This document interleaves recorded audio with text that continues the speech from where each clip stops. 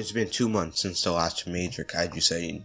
Godzilla and Ultraman were able to take down the monster known as Bemular. Ultraman and Godzilla haven't been seen since then. Ultraman has become quite popular as people around the world are learning about him. Some people are praising him for being a protector. However, some are skeptical, thinking Ultraman to be a bad guy and not a hero. This includes Hayata's general, thinking Ultraman to be a danger and to be destroyed at once. Hayata questioned him on this, and he got the answer, "We can't trust any new aliens. Not what happened after Monster Zero." "Understood," answered Hayata. However, there are some people who are accepting of Ultraman, including Bernie Hayes, the creator of the Titan Truth podcast. As he said, "Now, I believe Ultraman is only here to protect us. You've seen how he's helped Godzilla against the monster that attacked the city. That means he's here to protect us. I don't know how you guys say that he's not on our side." Meanwhile, Hayata was transferred to a Monarch division. He is going to carry out a few missions for Monarch in the Whole Earth. Hayata now piloted Heave. As he flew out, he noticed something weird. It was a graveyard of wart dog corpses and many more titans. He was shocked as he flew above it, as he said, "What on earth could have done this?" As suddenly, Kong swung around the corner, noticing all the corpses, as he was confused seeing all of them. "So that's Kong," said Hayata. Suddenly Hayata thought to himself, "Could Kong have done this?" No, Kong couldn't take all of these at once, especially with how many corpses there are. Hayata recorded this as he flew back off to base. Hayata entered his base. His team members were out, with only 2 of them being there.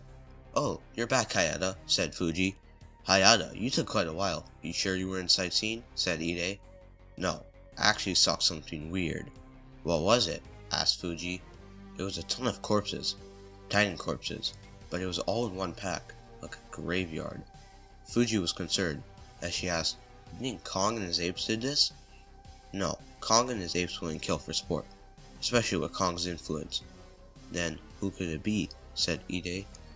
"I don't know, but we're gonna have to find out." Hayata geared up. "Where are you going?" asked Ide and Fuji. "I'm gonna look for what's been killing all these titans." "Alone?" said Fuji.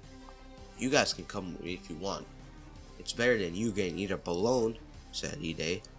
Both of them geared up and got into Hayata's Heave. They flew around the whole Earth area, looking for what could have caused that massacre. "Nothing so far," said Hayata. As he said that, an explosion was seen in the distance, rocks flying everywhere, damaging the terrain. "You might want to take that back, Hayata." As the Heave flew into the area where the explosion was seen, they arrived, seeing insectoid-like aliens. The aliens were a species known as Balton. "Geez, you're gonna need a big swatter for those aliens," said Ide. The Baltons noticed their Heave, as one of them shot a white destruction beam at their wings, damaging the Heave. Hayata attempted to land it safely, thankfully ended up doing so, near a cliff. "Man, just a few more feet and we would have fallen off," Ide said. As this happened, a ton of Hollow Earth Titans were locked in combat with the Baltons, but the sheer amount of them and their overwhelming strength overpowered the Titans as they retreated. "Where could these things have come from?" said Ide. "I'm not sure, but they aren't here for good, definitely," said Hayata. Eventually, they reached the cave where Kong and his great apes were, and it was not pleasant for Kong and his fellow apes, as they had to fight off the cave from the Baltons, trying to invade and take over the Hollow Earth. Meanwhile, while Hayata, Fuji, and Ide were preparing to Heave, another alien Balton shot a white destruction beam at their Heave. Hayata was gravely injured. Ide and Fuji were able to get away. "Where's Hayata?" asked Fuji. Ide spotted him and attempted to help him, but got scared when he saw the Balton. Hayata got up, attempting to reach the beta capsule, but he realized he didn't have it. As he scrambled to look for it, he finally noticed it. It was in a tiny crevice inside a huge canyon they almost fell into. "Oh, come on," said Hayata. He didn't want to jump, but as soon as he saw the alien Balton and his crewmates, he had no choice.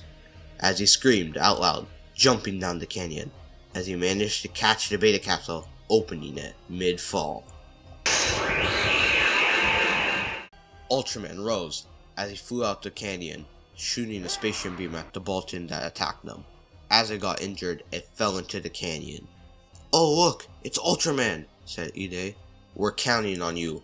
Ultraman, said Fuji. Ultraman flew off as he went to go aid Kong and his great apes.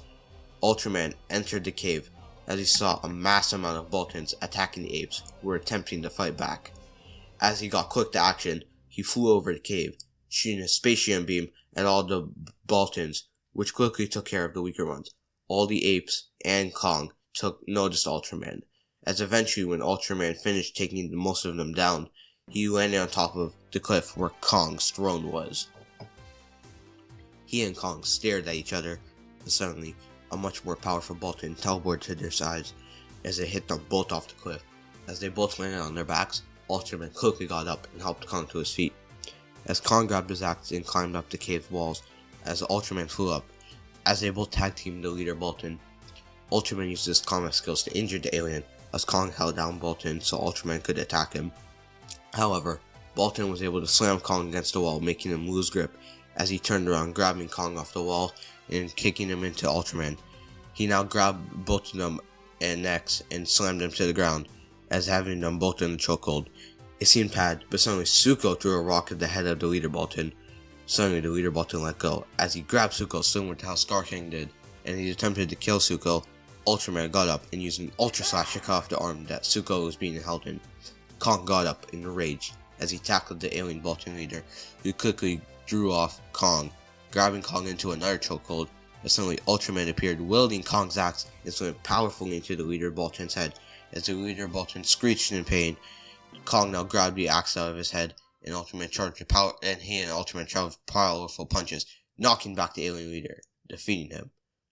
Ultraman shot a spatium ray at the body, killing the Bolton leader to finish the job.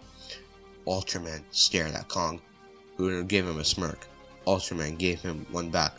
Kong and Ultraman now have a newfound respect for each other.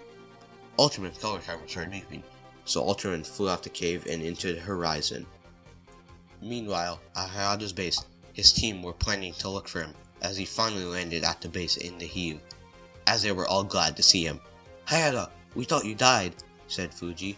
"I was able to catch myself before I fell, thankfully." "Well, we're all glad you didn't die," said Muramatsu. "Thank you, Cap." Again, thank you all for listening to my What If, and I'll make sure to make a third part, so stick around for that. And remember, DFTBA.